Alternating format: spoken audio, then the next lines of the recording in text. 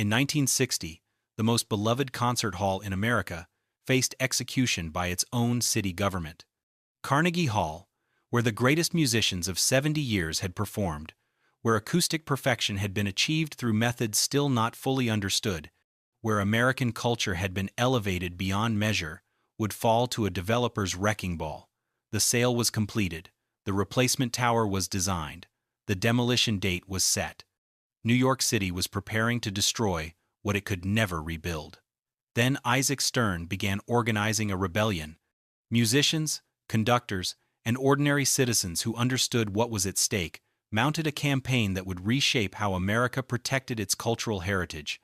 This is the story of Carnegie Hall and the last-minute rescue that saved an irreplaceable masterpiece. Andrew Carnegie was born in November of 1,835 inches, Dunfermline, Scotland, in a one-room weaver's cottage where his entire family lived and worked. His father, William, operated a hand loom in the front room, producing damask linen for wealthy clients. His mother, Margaret, mended shoes to supplement the household income. The Carnegies were poor, but William's skilled craft provided modest security. Then the power loom arrived in Scotland. Within a few years, mechanization destroyed the handloom trade entirely. William Carnegie found himself without work, without prospects, watching his family sink toward destitution. In 1848, when Andrew was 12 years old, the Carnegies made the decision that millions of desperate Europeans were making. They would emigrate to America. The family borrowed money for passage and sailed to New York, then traveled inland to Allegheny, Pennsylvania, where Margaret's sisters had settled. They arrived with almost nothing. Andrew's first job in America was in a cotton mill, working 12-hour shifts 6 days a week as a bobbin boy. He earned $1.20 per week. He was 13 years old. The work was brutal and mindless, but Andrew possessed something that would define his entire life: ambition that bordered on desperation. He taught himself double-entry bookkeeping at night. He memorized the faces and names of Pittsburgh's business elite. When a position opened for a telegraph messenger boy, he applied immediately and was hired at $2.50 per week. The telegraph office changed everything. Young Carnegie delivered messages to railroad executives, bank presidents, and iron manufacturers. He made himself indispensable, arriving early and staying late. When the telegraph operators took breaks, he taught himself to translate the clicking sounds into words. Within a year, he was one of the fastest telegraphers in Pittsburgh. In 1853, Thomas Scott, superintendent of the Pennsylvania Railroad's Western Division, hired Carnegie as his personal secretary and telegraph operator. The salary was $35 per month, a fortune compared to the cotton mill. More importantly, Scott became Carnegie's mentor, teaching him how capital worked, how investments multiplied, how men with vision could transform modest savings into substantial wealth. Scott encouraged Carnegie to make his first investment in 1856, 10 shares of Adams Express Company at $500 total, purchased with money borrowed from a local banker. When the first dividend check arrived, Carnegie reportedly stared at it in disbelief. Money earned from owning something, not from labor. The concept revolutionized his understanding of how fortunes were built. Carnegie began investing in oil, iron, railroads, bridge companies. He worked for the Pennsylvania Railroad through the Civil War, managing military transportation for the Union. But increasingly, his investments demanded attention. In 1865, at age 29, he resigned from the railroad to focus entirely on his business ventures. His income that year from investments exceeded $50,000. The fortune came from steel.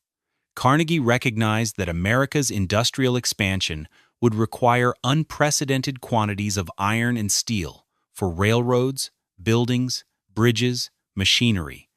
He purchased ironworks, built blast furnaces, integrated operations from raw materials to finished products. He drove costs down relentlessly through vertical integration and technological innovation.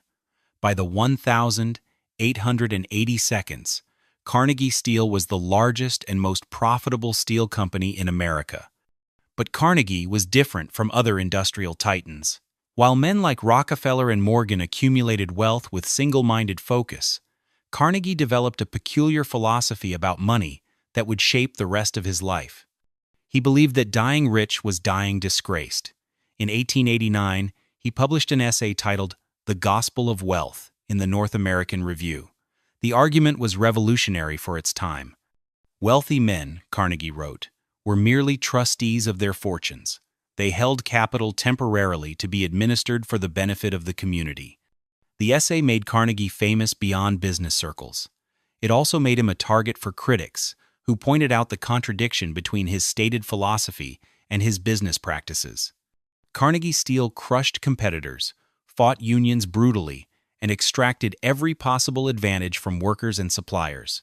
The man who preached social responsibility operated one of the most ruthless enterprises in America. Carnegie seemed genuinely troubled by this contradiction. He began distributing his wealth while still actively building his fortune. Libraries became his signature cause. Between 1883 and 1929, Carnegie money would fund the construction of 2,509 libraries across the English-speaking world. Among his lesser-known passions was music. Carnegie could not read musical notation well. He had no formal training, but he worshipped great performers with the fervor of a convert. He attended concerts whenever business allowed, traveled to Europe specifically to hear legendary musicians, and mourned that America lacked venues worthy of the world's finest artists. In the 1,880 seconds, New York City possessed no permanent home for its orchestras. The Metropolitan Opera House, opened in 1883, served opera exclusively. The Academy of Music on 14th Street was too small and acoustically flawed. Visiting orchestras and soloists performed in rented halls, theaters, and churches, none designed specifically for symphonic music. For a city that considered itself America's cultural capital, this was an embarrassment. The idea of building a great concert hall apparently emerged during conversations between Carnegie and Walter Damrosch, conductor of the New York Symphony Society. Damrosch had been pleading for years for a proper venue. Carnegie listened, calculated, and made a decision that surprised even his closest associates. He would finance the construction of a concert hall that would surpass anything in America and rival the finest halls of Europe. The announcement came in 1887. Carnegie would personally fund the construction of a music hall at 57th Street and 7th Avenue. The location drew immediate skepticism. At that time, fashionable New York ended somewhere around 42nd Street. The area near 57th Street was largely undeveloped, considered too far north for serious cultural institutions. Critics predicted the hall would fail, simply because audiences would refuse to travel to such a remote location. Carnegie ignored them. He had learned from his railroad investments that neighborhoods followed infrastructure. The elevated trains were extending northward. Central Park's success had made the Upper East Side desirable. The West Side would follow. He was building not for 1,887, but for the New York that would exist in 1900 and beyond. For the architect, Carnegie made an unusual choice. He selected William Burnett Tuthill, a relatively unknown designer who had built a few private homes and church buildings, but nothing on this scale. Tuthill's advantage was his passion for acoustics. He had studied concert halls across Europe, measured their dimensions, analyzed their materials, and developed theories about how sound behaved in enclosed spaces. Carnegie wanted acoustic perfection above architectural grandeur. Tuthill promised to deliver it. Construction began in 1889. Tuthill designed the building in the Italian Renaissance style, though stripped of excessive ornamentation. The focus was function, not decoration. Every decision served acoustic perfection. The site measured 150 feet on 57th Street and 200 feet on 7th Avenue. Tuthill organized the structure around a main auditorium capable of seating approximately 2,800 people, with a smaller recital hall and several chamber music rooms occupying the upper floors. The main hall's dimensions were calculated with obsessive precision. Tuthill had concluded from his European research that certain proportions produced superior sound. He designed a shoebox shape roughly 150 feet long, 115 feet wide, and 60 feet from floor to ceiling at its highest point. The walls were never parallel. Tuthill angled them slightly to prevent sound waves from bouncing directly back and forth, which would create dead spots and echoes. The ceiling was not flat, but gently curved, shaped to diffuse sound evenly throughout the space. Every surface was covered in plaster mixed to a specific formula that Tuthill believed would absorb and reflect frequencies in ideal balance. The stage was relatively shallow by modern standards, designed for orchestras of 80 to 100 musicians. Behind the performers, Tuthill installed massive sliding doors that could be opened to reveal additional seating in what was called the dress circle. This architectural feature would later prove crucial during the hall's opening week, when demand for tickets exceeded all expectations. Tuthill paid extraordinary attention to materials. The plaster for the walls and ceiling was mixed from lime, sand, and horsehair according to a formula he developed himself. The proportions were carefully guarded. Workers applied it in multiple thin layers rather than a single thick coat, creating a surface that was simultaneously hard and slightly porous. This combination, Tuthill believed, would allow the hall to breathe acoustically. The floor was wood over a crawl space that left an air gap beneath the audience. This would prevent sound from being absorbed into the earth below. The seats were upholstered in a particular fabric selected for its acoustic properties, firm enough to reflect some sound even when occupied, soft enough to avoid creating harsh echoes when empty. The construction budget was approximately $1.1 million, an enormous sum for the era. Carnegie paid it without complaint. When contractors proposed cost-saving measures, Tuthill rejected them if they compromised acoustics. Carnegie supported his architect completely. He was building for immortality, not quarterly profits.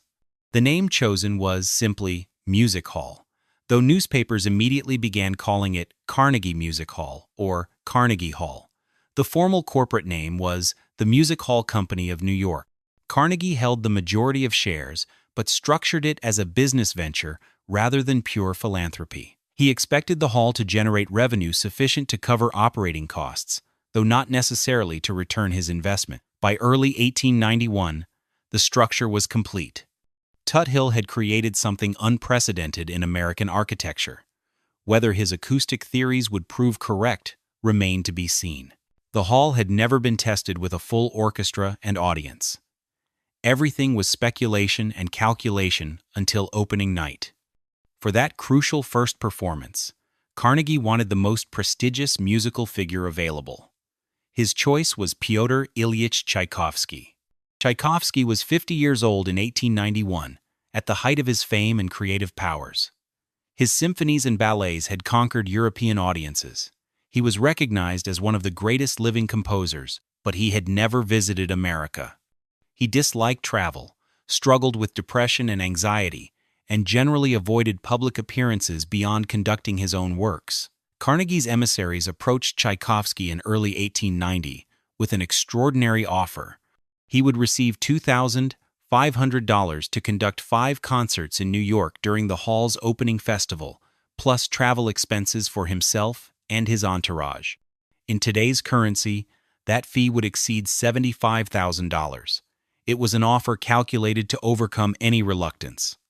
Tchaikovsky accepted, though his private letters revealed deep anxiety about the journey. He sailed from France in late April 1891, arriving in New York on April 27th. The city overwhelmed him.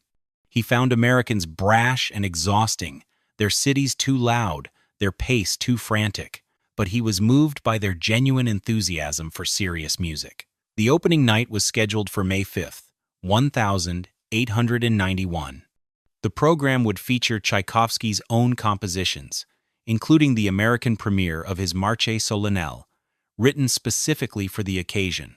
The New York Symphony Society and the Oratorio Society of New York would provide approximately 300 performers. Tickets sold out within days of being released. The event had captured public imagination beyond the usual classical music audience. This was history being made, America announcing itself as a serious participant in world culture. fashionable New York, prepared to travel to the remote northern location to witness it. The afternoon before opening night, Tchaikovsky attended the final rehearsal. The orchestra assembled on the untested stage. Tuthill watched nervously from the rear of the hall. When the first notes sounded, Tchaikovsky reportedly stopped conducting and simply listened. The acoustic perfection that Tuthill had calculated, measured, and built was real. The sound was clear and warm and balanced. Every instrument could be heard distinctly, yet blended perfectly with the whole. Pianissimo passages carried to the furthest seats without amplification. Fortissimo swells had power without harshness. The hall worked. On the evening of May 5th, 1891, approximately 2,800 people filled every seat. Carnegie himself sat in a box with his new wife, Louise Whitfield, whom he had married the previous year. Walter Damrosch, whose advocacy had helped initiate the entire project, was in the audience. New York's social and cultural elite had made the journey uptown. Tchaikovsky walked onto the stage at approximately 8:15 p.m. The audience rose in ovation before a single note was played. The composer bowed, turned to his orchestra, and raised his baton. The opening night program included his Marche Solennelle, the Coronation March from the Maid of Orleans, and selections from the Nutcracker, which had not yet premiered in Russia. Contemporary accounts describe the audience's reaction as ecstatic. The hall's acoustics exceeded even the most optimistic predictions. Critics who had dismissed the location now praised Carnegie's vision. The skeptics had been proven wrong on every count. Tchaikovsky conducted 4 more concerts during the opening festival, each to sold-out audiences. His presence had legitimized the new hall in a way no American musician could have achieved. When he departed New York on May 21st, he left behind an institution that had instantly become essential to the city's cultural life. The genius of Tuthill's design became clearer with each performance. Musicians who had played in halls across Europe declared Carnegie Hall acoustically superior to most of them. The sound was warm without being muddy, clear without being harsh. A single violin could be heard perfectly in the furthest balcony seat. A full orchestra at maximum power never became overwhelming. The secret lay in details that most audience members never consciously noticed. The plaster walls, applied in those multiple thin layers, created a surface that was microscopically irregular. Sound waves scattered and diffused rather than bouncing cleanly back. The slightly angled walls prevented standing waves. The curved ceiling distributed reflections evenly. The air gap beneath the wooden floor added resonance without boom. Every element worked together in ways that Tuthill had theorized but could not fully predict. What made the achievement more remarkable was that Tuthill had accomplished it through empirical observation and practical experimentation rather than advanced physics. The mathematical understanding of acoustics in 1891 was primitive compared to modern knowledge. Tuthill had measured European halls, noted what worked, discarded what failed, and synthesized his own principles. His methods were part craft, part intuition, part luck. The result was perfection that later generations of acousticians, armed with computers and sophisticated analysis, would struggle to replicate. The building itself was elegant but not ostentatious. The exterior featured buff-colored brick with Renaissance-style arched windows. The entrance on 57th Street was marked by a 3-story arch, dignified rather than grand. Inside, the main hall was finished in cream and gold, with 5 tiers of seating rising steeply from the orchestra level. The stage was framed by a proscenium arch, behind which those sliding doors could reveal additional seating when needed. Carnegie had wanted a hall that served music, not a monument to his ego. His name appeared nowhere on the building's exterior when it opened. The simplicity was deliberate. This was a workshop for artists, not a palace for patrons. In the months following opening night, the hall established the pattern that would define it for decades. The New York Symphony Society and the Oratorio Society became resident organizations, performing regularly throughout each season. But the hall also welcomed visiting orchestras, touring soloists, chamber ensembles, and eventually even popular entertainers. Carnegie had built it to serve all music, not merely the most rarefied classical repertoire. The legends came quickly. In November 1891, Ignacy Jan Paderewski made his American debut at Carnegie Hall. The Polish pianist had conquered Europe but remained unknown in America. His first New York recital changed that instantly. Contemporary accounts describe audience members weeping openly, rushing the stage after the final notes, demanding encores until nearly midnight. Paderewski would return to Carnegie Hall repeatedly over the next 4 decades, each appearance an event. Gustav Mahler conducted the New York Philharmonic at Carnegie Hall, beginning in 1909. The Austrian composer-conductor was in the final years of his life, struggling with heart disease and personal tragedy. But his performances at Carnegie Hall during those last seasons created memories that survived generations. Musicians who heard him there as children would describe the experience decades later with undimmed reverence. Enrico Caruso sang at Carnegie Hall repeatedly between 1904 and 1920. The Italian tenor was the most famous operatic voice of his era, commanding fees that made him wealthy beyond any singer before him. He could have performed anywhere. He chose Carnegie Hall for his New York concert appearances because the acoustics allowed him to sing with full power without forcing his voice. The hall enhanced, rather than fought, the natural resonance of his instrument. Sergei Rachmaninoff gave his American piano debut at Carnegie Hall in November 1909. He performed his Piano Concerto No. 2, the work that had restored his confidence after a nervous breakdown. The audience received it with enthusiasm that surprised the composer, who had arrived in America uncertain of his reception. He would return to Carnegie Hall more than 40 times over the next 3 decades, considering it his American home. Arturo Toscanini conducted the New York Philharmonic at Carnegie Hall from 1926 to 1936. The Italian maestro was a tyrant at rehearsals, demanding perfection from every musician, but audiences experienced only the results of that obsessive preparation. His interpretations of Beethoven, Brahms, and Verdi set standards that subsequent conductors measured themselves against. The hall accommodated every musical style with equal grace. Jazz found a home there beginning in the 1930 seconds. Benny Goodman's 1938 concert, featuring Count Basie and members of the Duke Ellington Orchestra, demonstrated that Carnegie Hall could serve swing music as perfectly as symphony. The event marked jazz's acceptance into mainstream American culture, the music of Black America validated by performance in the temple of European classical tradition. Carnegie himself attended regularly until his death in 1919.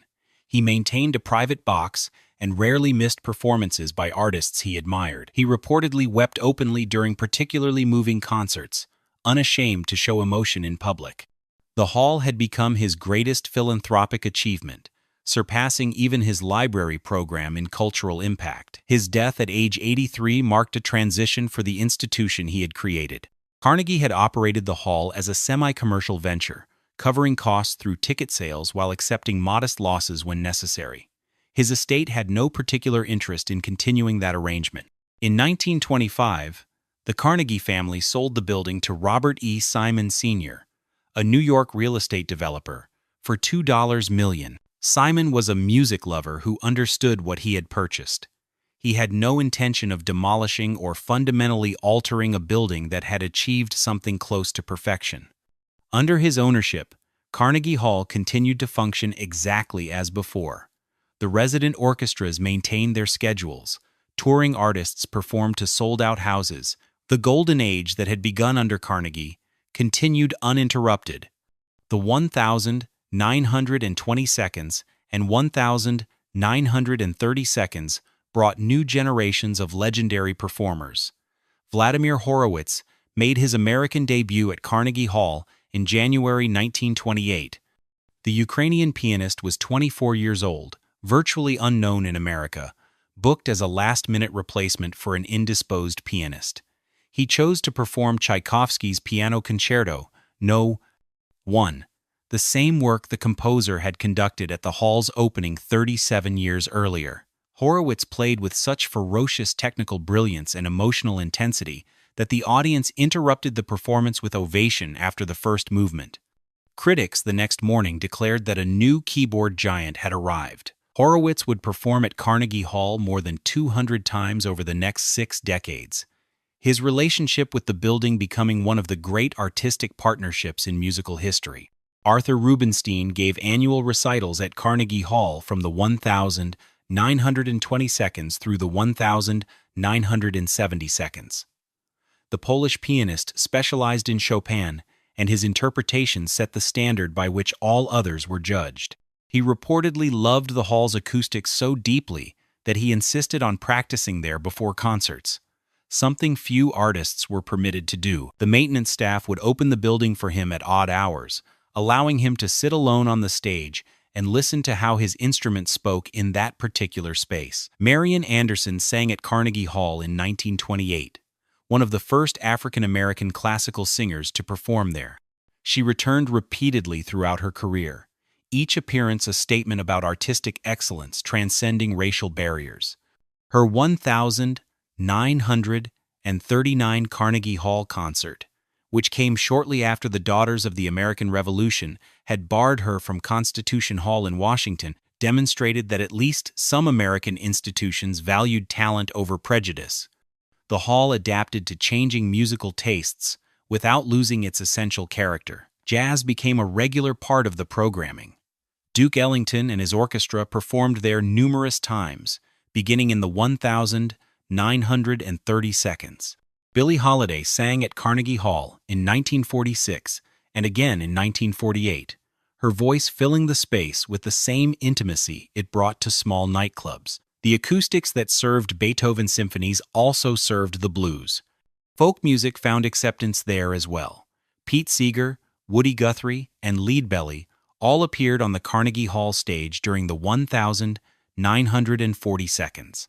The hall that had once represented European high culture was becoming something more democratic, a venue that honored all forms of serious musical expression.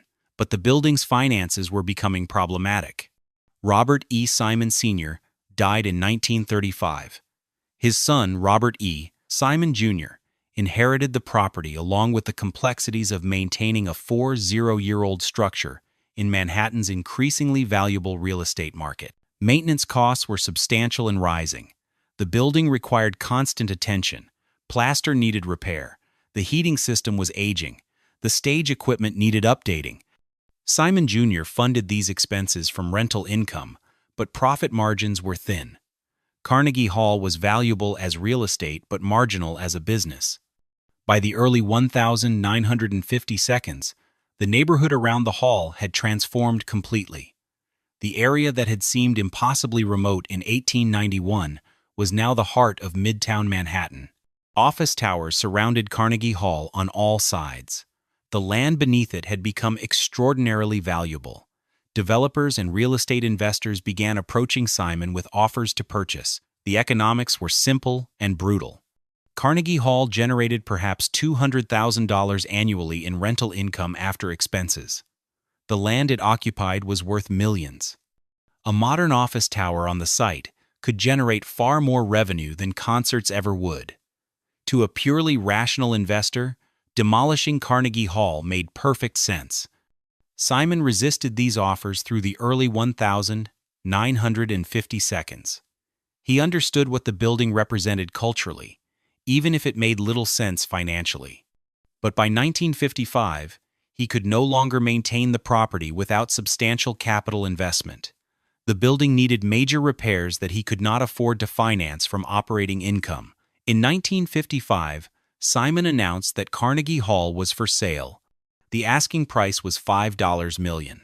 The music world received the news with alarm but no immediate action. Everyone assumed someone would step forward to save it. Carnegie Hall was too important to lose. Surely the city would intervene, or a wealthy patron would emerge, or some solution would materialize. No one stepped forward. By early 1956, a commercial developer had made an offer that Simon felt obligated to accept. The buyer intended to demolish the building and construct a modern office tower. The plan was entirely legal. Carnegie Hall had no special protection under city or state law. It was simply private property whose owner had chosen to sell to the highest bidder. The announcement that Carnegie Hall would be demolished generated newspaper headlines and editorial condemnation. But outrage alone could not save the building. New York in the 1950 seconds was in the grip of what was called urban renewal, a philosophy that treated old buildings as obstacles to progress. The master of this movement was Robert Moses, the unelected but enormously powerful urban planner who had shaped New York's development for 3 decades. Moses believed that cities needed to be rebuilt constantly to remain economically viable. Old structures, no matter how beautiful or historically significant, had to be sacrificed when they stood in the way of modernization. He had overseen the destruction of neighborhoods across the city, displacing tens of thousands of residents to make room for highways, housing projects, and commercial development. Carnegie Hall was exactly the kind of building Moses considered expendable. It was old. It served a limited audience. It occupied valuable land. The fact that it was acoustically perfect and culturally irreplaceable did not factor into his calculations. Progress required sacrifice. The threat to Carnegie Hall was not unique. Across America, cities were demolishing historic structures at an unprecedented rate. Penn Station in New York, a Beaux-Arts masterpiece that had served as the city's grand railroad terminal since 1910, would be torn down in 1963 to make way for the current Madison Square Garden. The loss of Penn Station would eventually galvanize the historic preservation movement, but that awakening came too late to save it. Carnegie Hall faced the same fate. Without legal protection, without government intervention, without a buyer willing to preserve it, the building would fall. The wrecking crews were being scheduled. The replacement tower was being designed. The countdown had begun. The musicians mobilized first. Leonard Bernstein, who had conducted at Carnegie Hall countless times, began making phone calls to wealthy patrons and city officials. He understood what was at stake, not just aesthetically but practically. The New York Philharmonic performed most of its concerts at Carnegie Hall. If the building vanished, the orchestra would have nowhere to play. Vladimir Horowitz added his voice. The pianist who had performed there more than any other living artist wrote letters to newspapers and spoke to anyone who would listen. Carnegie Hall, he insisted, was not merely a building. It was an instrument, as carefully crafted and irreplaceable as any Stradivarius violin. But the most effective advocate proved to be Isaac Stern. The violinist had performed at Carnegie Hall regularly since his debut there in 1943. He knew the building intimately, understood its acoustics, and recognized that nothing built with modern methods could replicate what Tuthill had achieved through 19th-century craftsmanship and intuition. Stern began organizing a campaign to save the hall in early 1960. He was 39 years old, at the peak of his career and influence. He contacted every musician he knew who had performed at Carnegie Hall. He reached out to conductors, composers, and music educators. He enlisted the support of the American Federation of Musicians. He appeared on radio and television programs, making the case that New York was about to commit cultural vandalism. The argument Stern made was both aesthetic and practical. Acoustically perfect concert halls were vanishingly rare. Modern architects and engineers, despite advanced technology, consistently failed to create spaces with the warmth and clarity of the great 19th century halls. Carnegie Hall represented knowledge that had been partly lost, craftsmanship that could not be replicated. Once destroyed, it would be gone forever. Stern also appealed to civic pride. How could New York, which considered itself the cultural capital of America and arguably the world, demolish its greatest concert venue? What would visitors think when they learned that the city had torn down Carnegie Hall to build another anonymous office tower? The decision would become a permanent stain on New York's reputation. The campaign gained momentum through early 1960. Newspapers editorialized against the demolition. Musicians organized benefit concerts with proceeds dedicated to the rescue effort. Petitions circulated, gathering thousands of signatures, but none of this addressed the fundamental problem. Carnegie Hall was private property. Without a buyer willing to preserve it or government action to protect it, public sentiment meant nothing. The breakthrough came when Stern convinced city officials that Carnegie Hall should be purchased by the city of New York itself. The building would become a public asset, operated by a nonprofit corporation but owned by the municipality. This arrangement would ensure permanent protection while allowing professional management. The idea faced immediate obstacles. New York City, in 1960, was not flush with money. The municipal budget was strained by the usual demands of schools, police, sanitation, and social services. Spending $5 million to purchase a concert hall seemed extravagant, particularly when many city neighborhoods lacked basic amenities. Robert Moses opposed the purchase. He argued that government should not be in the business of subsidizing concert halls for wealthy audiences. If Carnegie Hall could not survive commercially, its failure demonstrated that the market had rendered it obsolete. Spending tax money to preserve it was sentimentality masquerading as policy, but Stern had allies. Mayor Robert Wagner, facing re-election in 1961, recognized that saving Carnegie Hall would generate positive press and demonstrate cultural leadership. Governor Nelson Rockefeller, himself a patron of the arts, indicated support for state involvement if necessary. Several members of the city council and state legislature began drafting legislation that would authorize the purchase. The legislative battle consumed most of 1,960. Stern testified at hearings, describing the hall's irreplaceable acoustics and cultural significance. Other musicians appeared alongside him. The director of the Metropolitan Opera, the president of the Juilliard School, and representatives from every major musical institution in the city urged lawmakers to act. Opposition came from unexpected quarters. Some classical music advocates worried that government ownership would lead to political interference in programming. If the city controlled Carnegie Hall, would politicians pressure management to book popular entertainers over serious artists? Would programming decisions be made based on ticket revenue rather than artistic merit? Others questioned whether the building was truly irreplaceable. Modern acoustic engineering had advanced considerably since 1891. Perhaps a new hall could be built that matched or exceeded Carnegie Hall's qualities. The Lincoln Center for the Performing Arts was already under construction on the Upper West Side. Its main auditorium, Philharmonic Hall, was being designed specifically for orchestral performance. Why not wait for that facility to open? Stern had answers for every objection. Government ownership would be purely custodial. Day-to-day management would rest with an independent nonprofit board. As for Lincoln Center's new hall, no one knew whether it would sound good until it opened. Gambling Carnegie Hall's survival on the promise of an untested building was insane. The demolition remained scheduled. Simon needed to complete the sale. The developer needed to begin construction. Every month of delay cost money and created legal complications.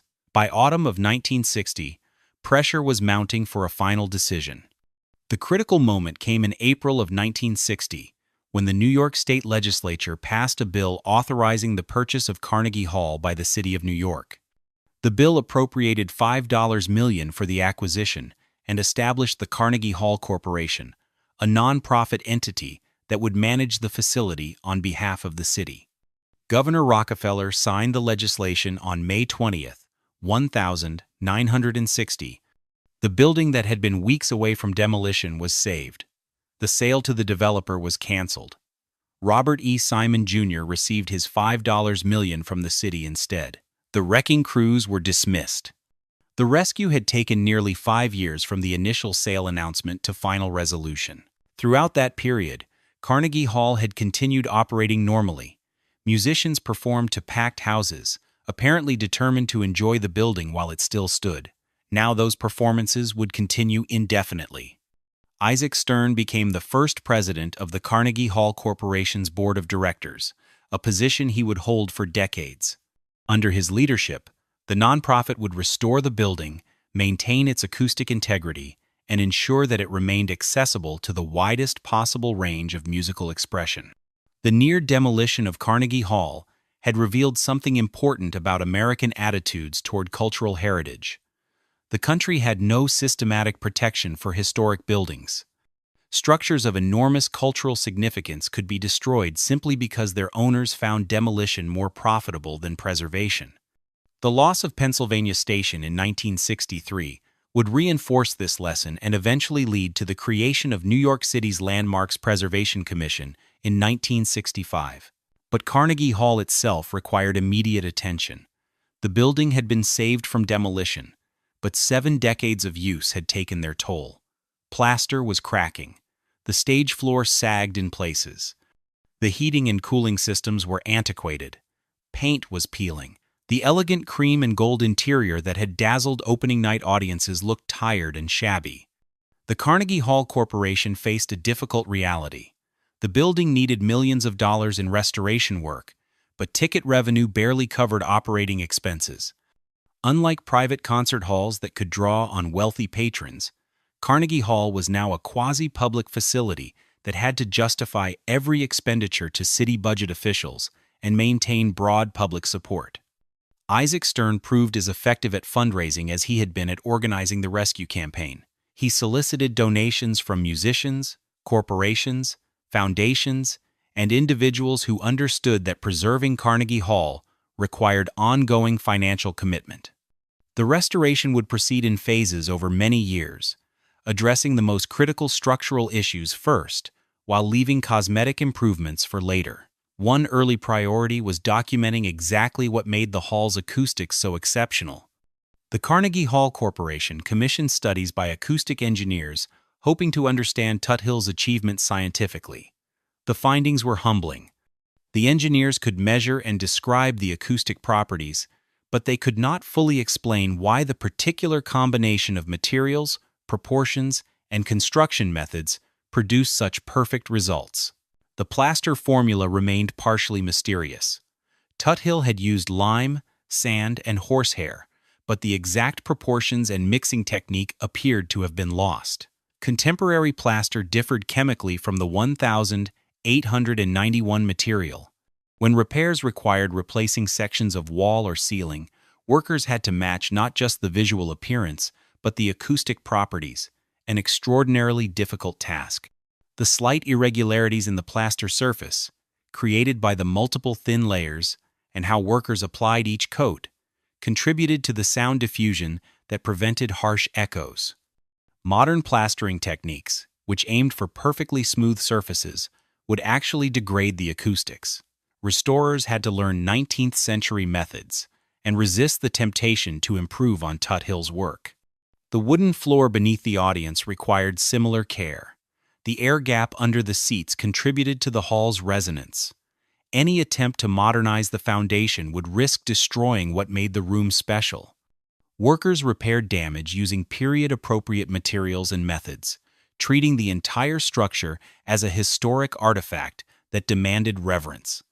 The restoration work proceeded slowly through the 1,960 seconds and into the 1,970 seconds.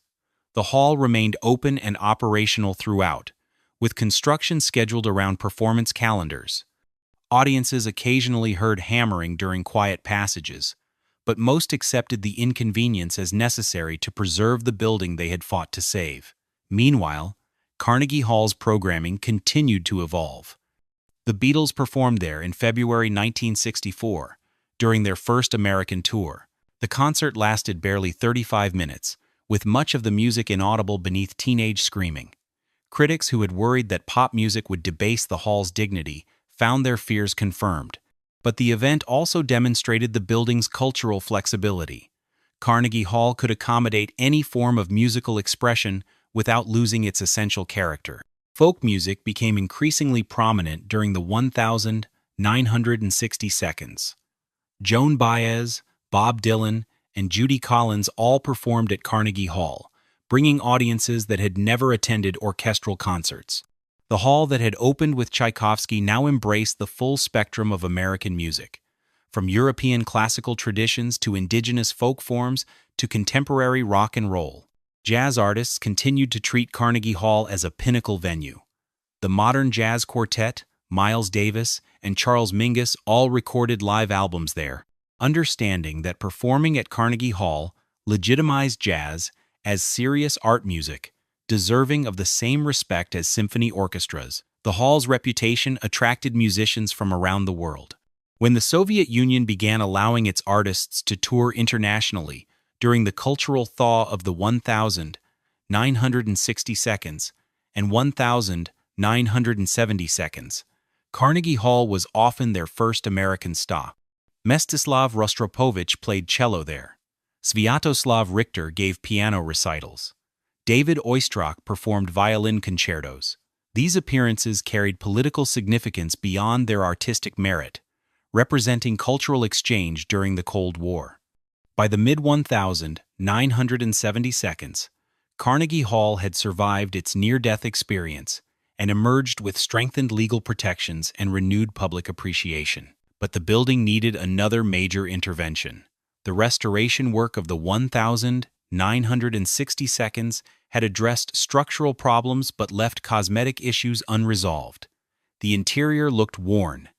Modern audiences expected amenities that the 1,891 structure lacked. The decision was made to undertake the most comprehensive restoration since the hall's construction.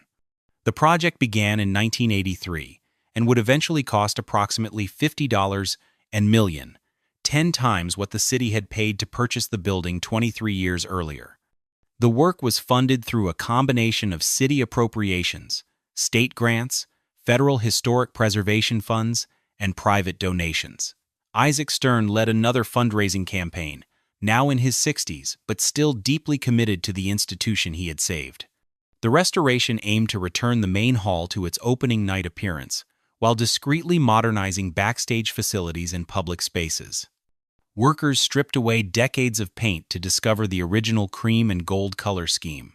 They repaired the ornamental plasterwork that decorated the boxes and balconies. They refurbished the stage, replacing worn boards with wood matched to the original specifications. The project required extraordinary care. Every decision was reviewed by historic preservation specialists, acoustic consultants, and musicians who understood how changes might affect sound quality.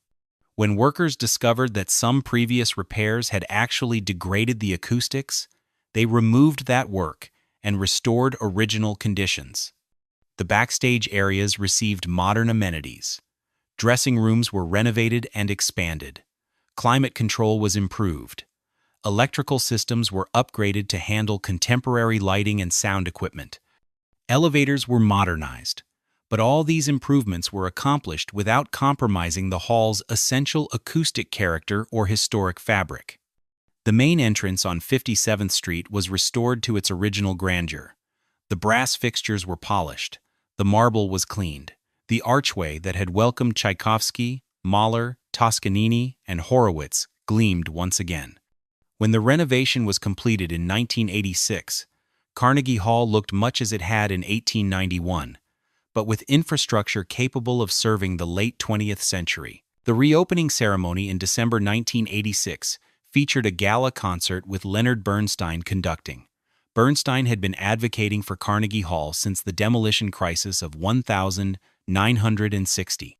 Now, at age 68, he returned to celebrate the building's restoration and continued survival. The performance was broadcast nationally, introducing millions of viewers to a hall they might never visit in person, but could now appreciate as a national treasure. Isaac Stern remained chairman of the Carnegie Hall Corporation until his death in 2001. Under his leadership, the institution became financially stable for the first time in its history. The restoration had attracted renewed public interest. Ticket sales increased. Corporate sponsorships provided reliable revenue. The building that had nearly been demolished for financial reasons was now generating sufficient income to maintain itself without continuous crisis. Stern's commitment to Carnegie Hall went beyond administrative duties. He continued performing there regularly, his violin filling the space he had fought so hard to preserve. When asked why he had devoted so much energy to saving a single building, he reportedly said that some things, once lost, can never be recovered. Carnegie Hall was one of those things. The musicians who performed at Carnegie Hall during these decades understood they were participating in something larger than individual concerts. This was the stage where Horowitz had played his American debut, where Toscanini had conducted, where Bernstein had shaped American musical culture. Every performance carried the weight of that history, while also adding to it. Yo-Yo Ma gave recitals there regularly from the 1,970 seconds onward. The cellist spoke of how the hall's acoustics allowed him to play with nuance and subtlety that would be lost in less refined spaces. Itzhak Perlman, Joshua Bell, and other violinists made Carnegie Hall a regular stop on their tours, treating it not as just another venue, but as a destination in itself. Popular musicians continued to seek Carnegie Hall performances for the prestige they conferred. Judy Garland had sung there in 1961, one of her last great performances before her death in 1969. Frank Sinatra performed there multiple times. Liza Minnelli followed her mother onto the same stage.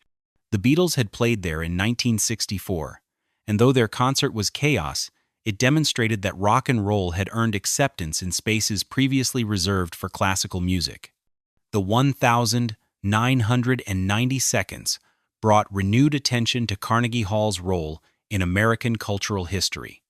The building appeared in films and documentaries.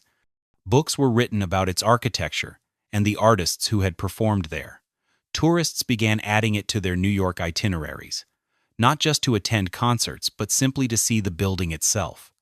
In 1997, Carnegie Hall received a National Medal of Arts, the highest official recognition of artistic excellence in the United States. The award acknowledged not just the building, but the institution it had become, the generations of musicians it had showcased, and its contribution to American cultural life over more than a century. The turn of the millennium found Carnegie Hall in perhaps the strongest position of its existence. The building was structurally sound, acoustically perfect, financially stable, and legally protected. The near demolition of 1,960 had become a cautionary tale about what can be lost when economic considerations override cultural values. The rescue campaign led by Isaac Stern had created the template for preservation movements that would save countless other historic structures in the decades that followed. But questions persisted about why Tuthill's acoustic design remained so difficult to replicate. Lincoln Center's Philharmonic Hall, renamed Avery Fisher Hall in 1973 and later David Geffen Hall, had opened in 1962 with high expectations. The architects and acoustic consultants had access to modern technology and scientific understanding far beyond anything available in 1891. Yet the hall's acoustics were widely criticized as muddy and unbalanced. Multiple renovations attempted to fix the problems, each time at enormous expense, with mixed results. Other modern concert halls faced similar challenges. Some sounded acceptable but not exceptional. Others, despite costing hundreds of millions of dollars, were acoustic failures requiring fundamental reconstruction. The mystery of Carnegie Hall deepened. What had Tuthill understood that modern experts did not? One theory focused on the plaster composition and application technique.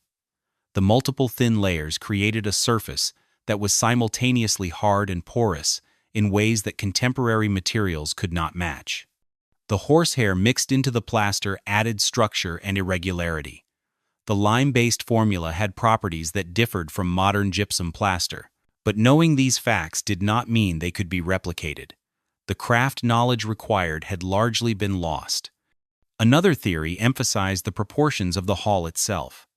Tuthill had designed a shoebox shape with specific ratios of length to width to height. Those proportions had been derived from European halls that predated scientific acoustics. They were based on centuries of trial and error, folk knowledge passed from builder to builder. Modern architects often departed from these traditional proportions in pursuit of architectural novelty, then discovered that acoustics suffered as a result. A third theory suggested that Carnegie Hall's perfection resulted from fortunate accidents. Perhaps the specific lumber used in the floor had unique resonant properties. Perhaps the foundation settling over years had created beneficial stress patterns in the walls. Perhaps factors that Tuthill never consciously controlled had combined to produce extraordinary results. If this theory was correct, Carnegie Hall was literally irreplaceable. No amount of money or expertise could recreate the exact conditions of its construction. Whatever the explanation, musicians knew empirically that Carnegie Hall remained special. Young performers spoke of making their Carnegie Hall debut with the same reverence their grandparents had expressed. Established artists returned year after year, treating the building with affection usually reserved for beloved instruments. The hall had personality, character, a quality that transcended physical measurements. The 21st century brought new challenges. Digital recording and streaming services changed how people experienced music. Audiences could listen to the world's greatest performers without leaving home. Concert attendance declined across America as younger generations chose other forms of entertainment. Carnegie Hall, like all performing arts venues, had to justify its existence in an era when technology provided easier alternatives. The institution responded by expanding its mission beyond simply presenting concerts. Educational programs brought students into the hall for interactive sessions with musicians. Community outreach initiatives made performances accessible to audiences who might not otherwise attend. Carnegie Hall became not just a venue, but an active participant in music education and cultural advocacy. The building underwent another significant restoration beginning in 2003. This project focused on areas that had been inaccessible during the 1,982nd renovation. Workers restored the Stern Auditorium, the main performance space, which had been named in 2003 to honor Isaac Stern following his death. The two smaller venues within the building, Zankel Hall and Weil Recital Hall, also received attention. Zankel Hall, opened in 2003, was constructed in space that had been closed off since the 1,892nd. The original recital hall beneath the main auditorium had been converted to a movie theater in the 1,892nd, then later used for other purposes before being abandoned. Architects excavated below street level, creating a flexible performance space for chamber music, contemporary works, and experimental programming. The new hall allowed Carnegie Hall to present a wider range of music while preserving the main auditorium for traditional symphonic and solo performances. The legal protections established after the 1960 crisis proved essential as real estate values in Midtown Manhattan climbed to astronomical levels. The land beneath Carnegie Hall became some of the most valuable in the world. A developer purchasing the site today could theoretically build a tower, generating hundreds of millions in revenue. But landmark laws made demolition impossible. What Isaac Stern had fought for now had force of law behind it. In 2015, Carnegie Hall announced a comprehensive restoration and improvement project with a budget exceeding $230 million. The work would address infrastructure that had aged beyond practical repair, update accessibility features to meet modern standards, and enhance backstage facilities for performers.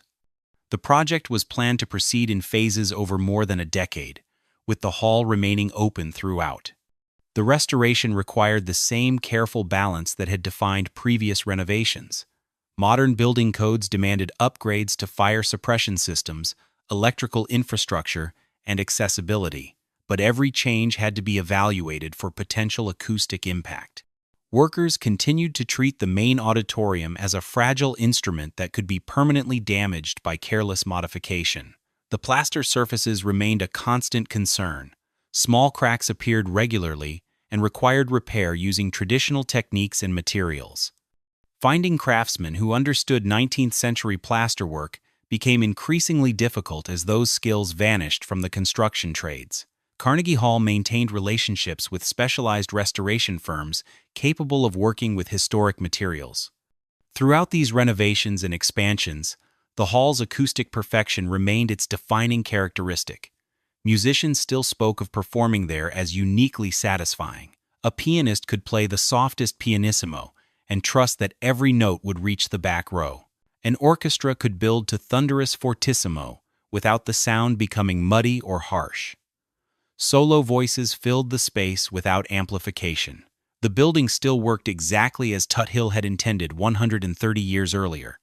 The contrast with modern halls remains striking. In 2015, the new Whitney Museum of American Art opened in Manhattan with an auditorium designed by renowned architects using sophisticated acoustic modeling software. The space sounded acceptable, but not exceptional. That same year, Hamburg's Elbphilharmonie Concert Hall opened after years of construction delays and budget overruns totaling nearly $1 billion. The acoustics received mixed reviews, with some musicians praising them and others finding them problematic.